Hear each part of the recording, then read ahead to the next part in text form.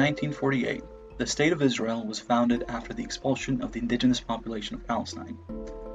Specifically, the founding of the State of Israel was the direct result of operations carried out by the Israeli founding fathers that resulted in the emptying of 11 urban districts, the destruction of over half of all Palestinian villages, and the expulsion of 80% of the indigenous population, which numbers around 800,000 people, expelled from their homes with no right of return. A number of historians have made the case that this Nakba, as this event is referred to, encompasses ethnic cleansing as defined by the United Nations, so that's our topic of discussion for today.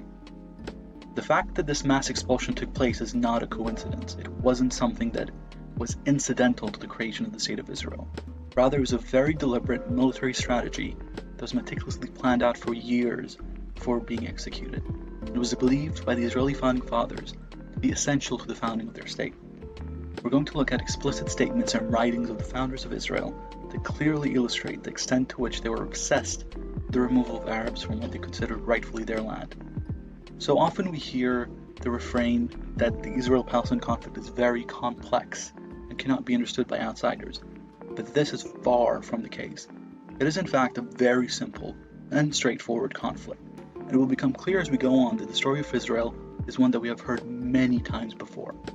It is the story of Europeans engaging in settler colonialism and forcibly removing, imprisoning, and killing half the indigenous population.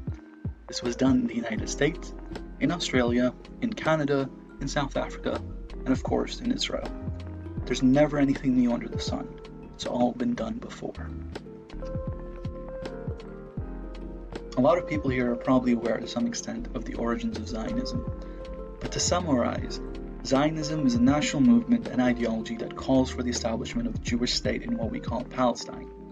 Zionism was initiated by a mixture of Jewish people believing that their abhorrent treatment in Europe had gone too far, that Jewish people needed a country of their own, and by anti-Semitic Europeans who believed that Jewish people could not assimilate in Europe.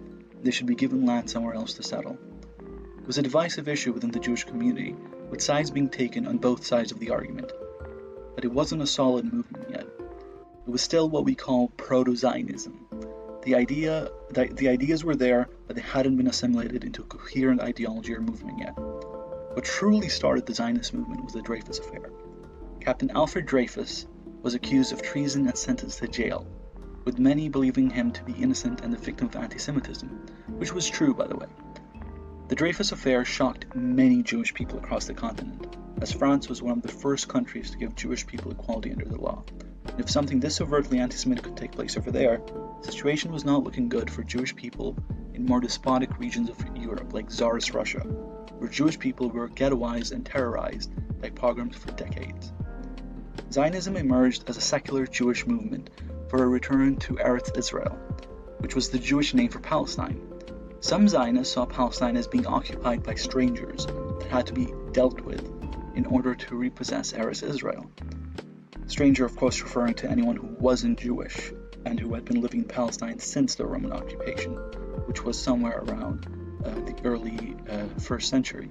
Other Zionists saw Palestine as being empty, a land without a people, the Palestinians being either invisible or something akin to wildlife of an empty land to be conquered and removed. If that sounds familiar, it's a common trope amongst other colonial beliefs, the most prominent example being the indigenous population of Australia, officially considered flora and fauna by the colonial government. Before 1917, Zionism was vastly limited in its scope. It consisted of colonies of Europeans in Palestine, who only formed 5% of the population by 1918, contrasted with a much higher percentage of about 30% in 1948. As to how the Palestinians viewed the nascent Zionist movement, there was some evidence of discussion by Palestinian leaders regarding the Zionist movement, and for the most part it seemed like they were seen as a colonialist or a missionary venture that sought to buy lands, assets, and power in Palestine, but not as a world-ending threat. But so far, that was truly the extent of the Zionist movement, buying land, resources, and assets, and forming social and communal networks between colonies. But all this was to change with the entrance of the British.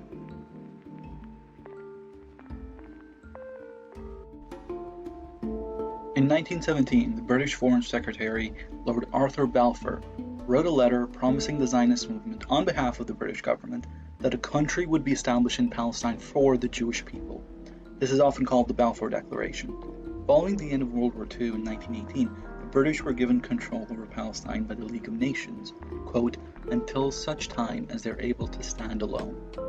The British attempted to institute a parliament with Jewish colonists and Palestinians equally represented, which was of course ludicrous given the fact that the Palestinians made up 80 to 90% of the population.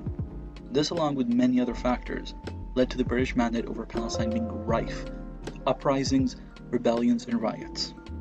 One of these rebellions in 1936 was so popular among the Palestinian people that the British stationed more troops in Palestine than in British India at the time. The rebellion led to the exile of the Palestinian leadership and the crippling of the militancy of the Palestinian people due to arrests, injuries, and deaths. Between the two major rebellions in 1929 and 1936, the Zionist leader had developed a plan for a Palestine with an exclusive Jewish presence. As Ilan Pape states in his book The Ethnic Cleansing of Palestine, the geographical space the Zionist movement coveted may have changed with time and according to circumstances and opportunities, but the principal objective remained the same. The Zionist project could only be realized through the creation in Palestine of a purely Jewish state, both as a safe haven for Jews from persecution and a cradle for a new Jewish nationalism. And such a state had to be exclusively Jewish, not only in its socio-political structure, but also in its ethnic composition. The British mandate gave permission to the Zionist movement to form its own political structures within their enclaves in Palestine to serve as a basis for a future state. The Zionist movement used this time to develop and prepare its plans to implement a state with Jewish exclusivity, developing military plans in case the land would not be granted to them diplomatically. Specifically, they were developing the military arm of their movement, the Haganah. The Haganah is the military wing of the Zionist movement that was trained extensively in combat tactics and retaliation methods in the Judean wilderness by a man called Ord Wingate, who was an officer in the British Army. They received the chance to implement this training in their revolts in Palestine. These solo missions first involved taking out roadside snipers, punishing thieves who stole from their colonies. But their most formative experience was when Wingate arranged for them to accompany British troops to a Palestinian village, which they seized and held for a few hours. In addition to this, many Haganah members served the British during the Second World War, gaining experience on that front. However, within Palestine, there was a very important intelligence operation that the Haganah was engaged in, the creation and maintenance of the Village Files. The Village Files was an initiative suggested by Ben Zion Luria, who was an employee of the educational department of the Jewish Agency that aimed at documenting all the Arab villages in Palestine in detail.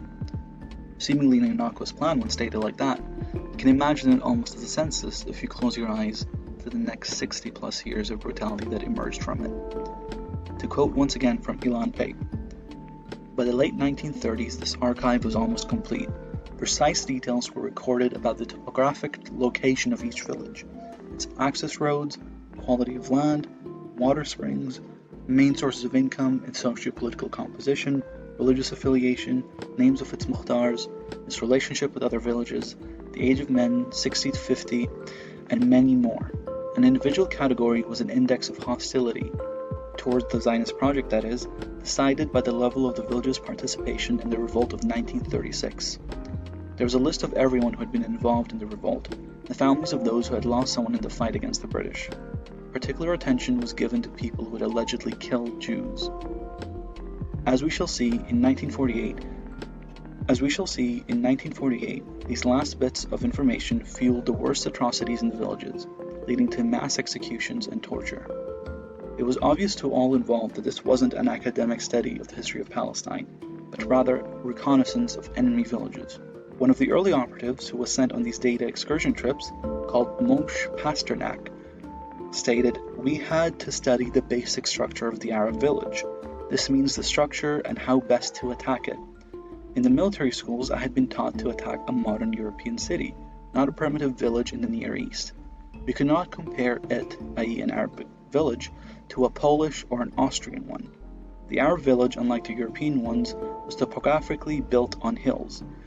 That meant we had to find out how best to approach the village from above or enter it from below, we had to train our Arabists, the Orientalists who operated a network of collaborators, how best to work with the informants. The worst part of these village files were updated 1 year before the Nakba, the creation of lists of wanted people in each village. The official criteria for placing people on this list was stated as involvement in the Palestinian national movement, its leaders or its ideology. This was a very wide range of people, seeing as the Palestinian national movement and its leaders were members of various political parties that had won elections on both local and national levels. The fact of the matter was that the Zionists believed that the participation in the Palestinian government itself constituted a crime. The estimate is that in a village with 1,500 residents, around 25 to 30 people were placed on this list. A year later, many of the people on this list were given a summary execution, meaning they were executed with no trial or judge, on the spot when being accused. By the end of 1946, David Ben-Gurion, who was the founder of the Israeli state and its first prime minister, finalized a plan called Plan Dalet, which built off a previous plan that had listed punitive measures to be taken against Palestinians to deter them from attacking Jewish settlements. These punitive measures were killing the Palestinian political leadership, killing Palestinian insiders and their financial supporters, killing Palestinians who acted against Jews, killing senior Palestinian officers and officials, damaging Palestinian transportation, damaging the sources of Palestinian livelihoods, water, wells, mills, etc., attacking nearby Palestinian villages likely to assist in future attacks, attacking Palestinian clubs, coffee houses, meeting places, etc. Most interestingly, this plan stated that the targets of such killings could be found in the village files. It's almost as if the plan had always been the removal of Palestinians from Palestine. Statements from the leadership of the Zionist movement show how they believed there could be no stable Israel without a Jewish majority, with David Ben-Gurion writing, "There are 40% non-Jews in the areas allocated to the Jewish state. This composition is not a solid basis for a Jewish state, and we have to face this new reality with all its severity and distinctness. Such a demographic balance questions our ability to maintain Jewish sovereignty. Only a state with 80% Jews is a viable and stable state." He had previously stated that immigration would not be a suitable method to reach this 80% lower limit, that force would have to be utilized to remove the Palestinians from Eretz Israel. When you look at statements from any leader of the Zionist movement at this time, they all express similar viewpoints, some even more severe. There's very little dissension. Even the people considered the most liberal participants of the movement, such as Dr. Yaakov Tahon, were convinced by January 1948 that there could be no Jewish state without mass expulsions of the Palestinians.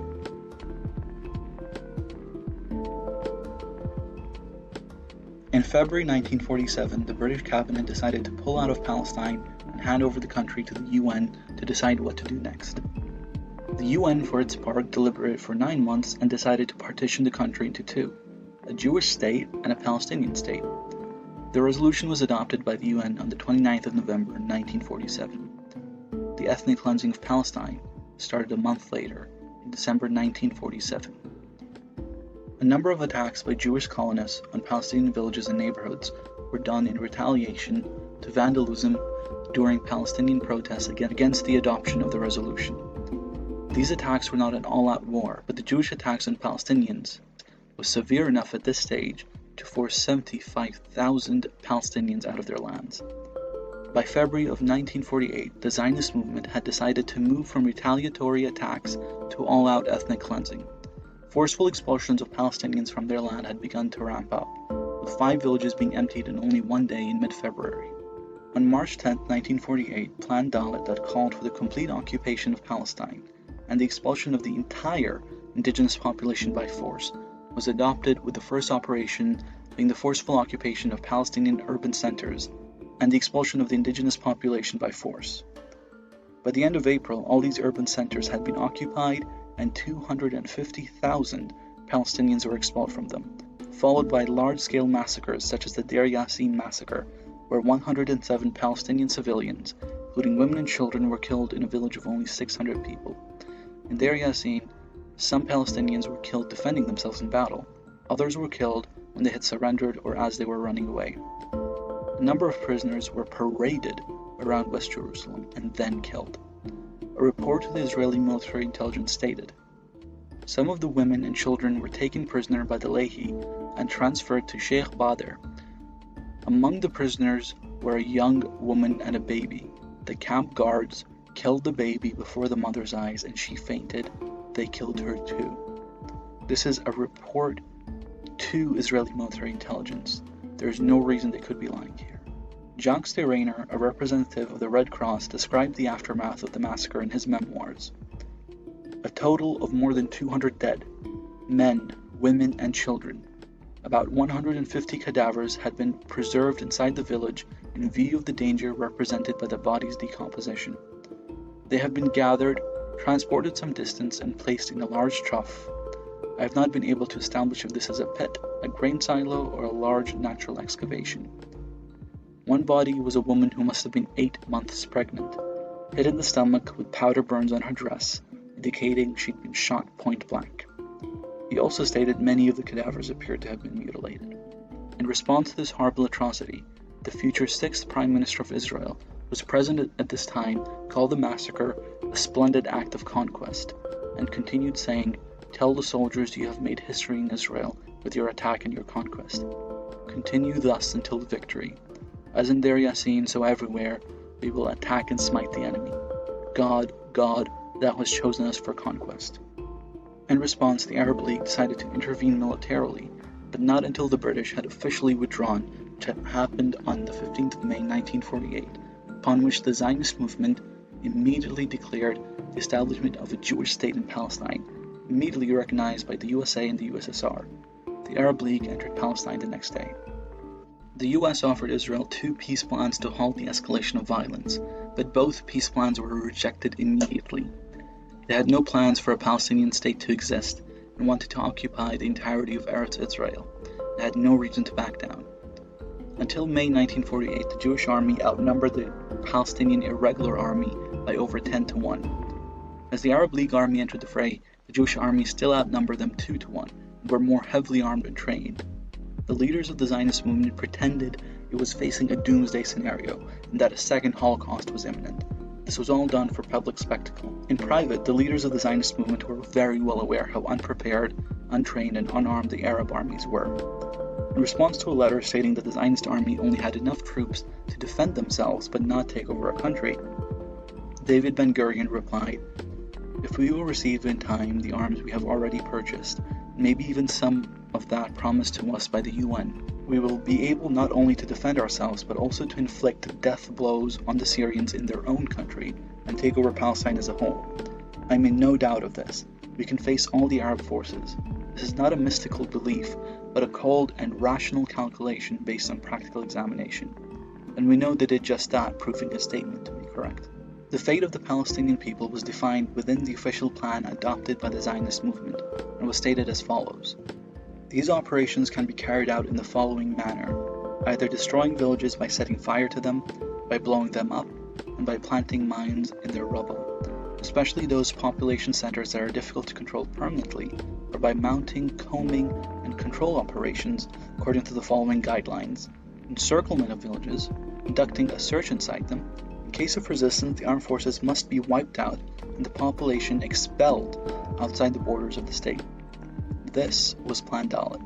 It was distributed to the commanders of the Haganah, along with a list of villages that each commander should target with his brigade. These were not vague guidelines, but clearly spelled out policies and orders for the ethnic cleansing of Palestine.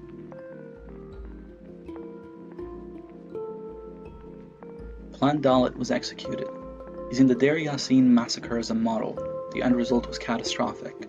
800,000 people expelled, urban centers occupied, 500 plus villages destroyed, the relegation of the vast majority of Palestinian people as refugees or prisoners, and the death of 20,000 people.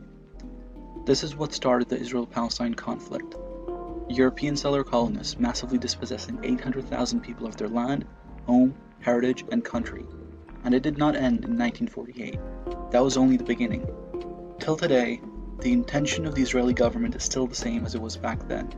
The complete annexation of Palestine and the forced expulsion of its people. Settlements are still being built to take over the West Bank. Gaza is the world's largest open-air prison. 2 million people surrounded by a foreign adversary, not allowed to leave at all, being deprived of food and exports, being bombed and raided regularly, running out of water, their infrastructure being constantly destroyed by Israel, their hospitals, their schools, their stores, and their lives are all forfeit. It's going how it started, horribly, with the clear intention of the destruction of the Palestinian people. We've examined horrible atrocities today, but we've only scratched the surface. We haven't discussed so many things, and I have significantly simplified the parties involved here. But what we have discussed is enough for you to get a clear view of the situation. Understand this isn't a situation where there is a lot of ambiguity. There's a clear aggressor and a clear victim. Israel started out as a terrorist state, and it has kept up that legacy admirably. I'm incredibly indebted to Ilan Pape's book, The Ethnic Cleansing of Palestine. It covers everything I've talked about here and more. Ilan Pape is part of the New Historians, who are a group of Israeli historians that examined records within the Israeli military archives and pieced together what happened during the Nakba. I would definitely recommend reading it if you're interested in knowing about this in more detail.